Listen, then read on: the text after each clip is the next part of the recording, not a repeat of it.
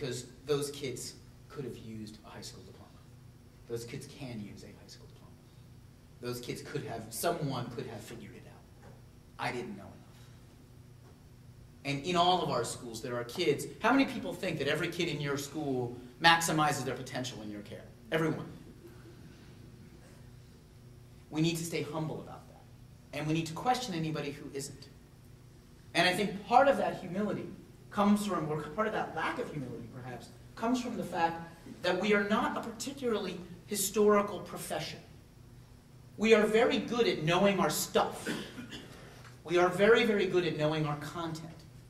But we're not always good at knowing our own histories. And to that point, I hate people who read off their slides, but I'm going to. How many people in the room have heard of Angelo Patry? How many people in the room have heard of Geoffrey Canada? Okay.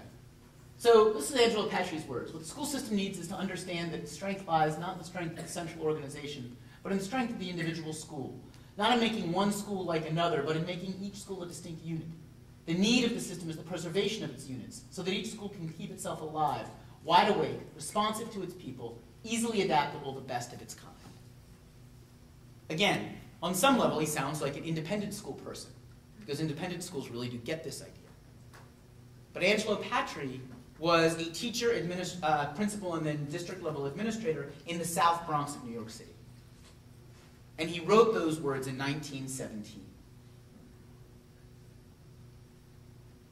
In 1917, when he was writing, he was bringing doctors and social workers and gardeners and all kinds of community members into his school to teach the kids and to help the kids. He understood in 1917 that a child who was hungry was not going to learn as well as a child who was full, that a child who was sick was not going to learn as well as a child who was well. Fast forward 90 years, and Geoffrey Canada in the Harlem Children's Zone has done this in a, I forget what square block radius in Harlem. 1.5 miles from where Angelo Patry did it 90 years before. And most people today are hailing Geoffrey Canada as a visionary. No one's ever thought of this before. No one's ever known to do this before. And we don't know our own history. We don't know that Geoffrey Canada, as brilliant as he is and as amazing as he is, stands on the shoulders of Angelo Patry, who did it first and did it well. We need to understand where we come from if we're going to have any sense of where we're going. And what Patry understood and what independent schools understand is that you can't standardize. If you want differentiated instruction, it's another term. Is that penetrated to the independent schools, differentiated instruction? Right? Again, I'm a school district of Philadelphia person, so what I have is a world where we go to one workshop as principals. Literally, this I swear to God, this actually happened. On a professional development day, I went to one workshop on the core curriculum, which is a standardized core curriculum. You know, on day 7, the whole city is supposed to be teaching X. So I went to that workshop, and then directly after, I got this little 10-minute break, I went to a workshop on differentiated instruction. And apparently no one in the district saw the inherent contradiction there.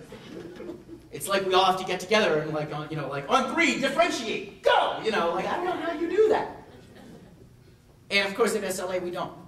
We believe that if you want a differentiated kind of instruction, you need different kinds of schools, and we can't all do the same thing at the same time. I also think that one of the things, and this is as a techie geek, we can spend a lot of time chasing our tail. We can spend a lot of our time kind of going, what's this tool, what's that tool, what's this tool? And how many people have gone to like a full-day tech workshop? Anyone? A couple people? Did your head hurt by the end of the day? Did you just want a good book by the end of the day? Because we spend a lot of time throwing out a bazillion tools, and sometimes we get into these ridiculous arguments over which tool is better than what.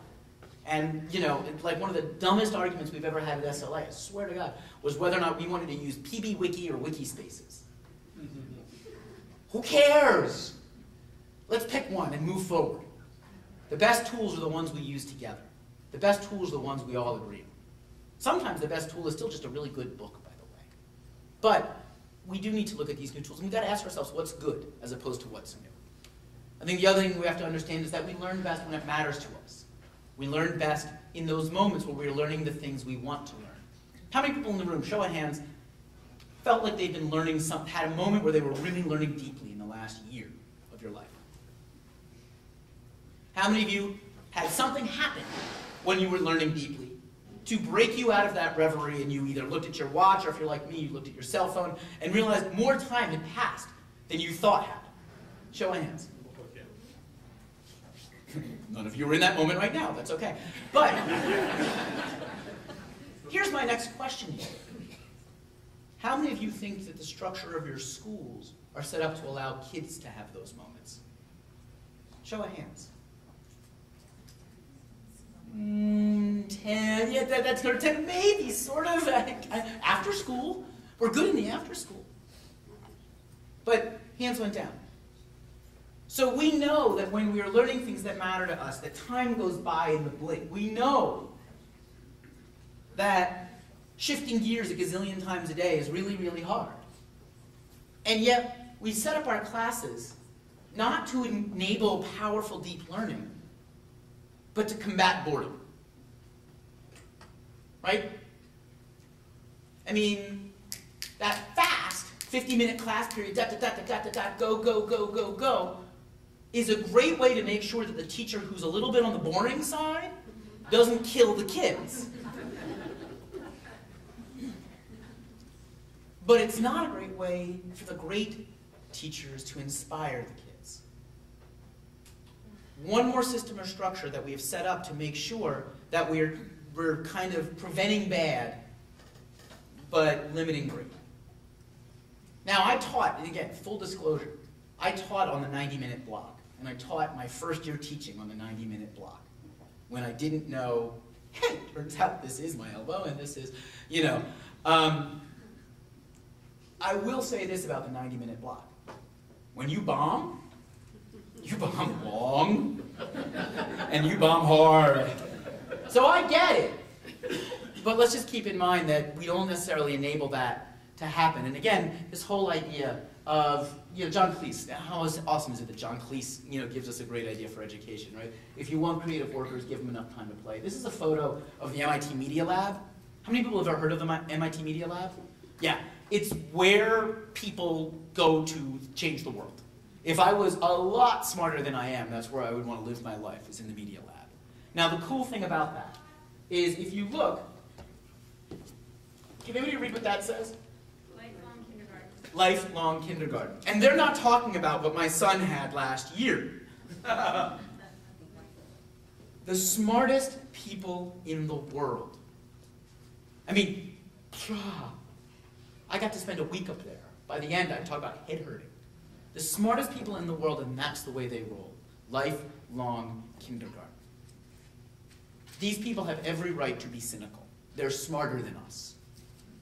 And yet they retain a sense of awe and wonder about the world and about their work. 2 a.m., you got a good idea? Room's open. Need the coffee pot? It's on. So few of our schools are set up that way.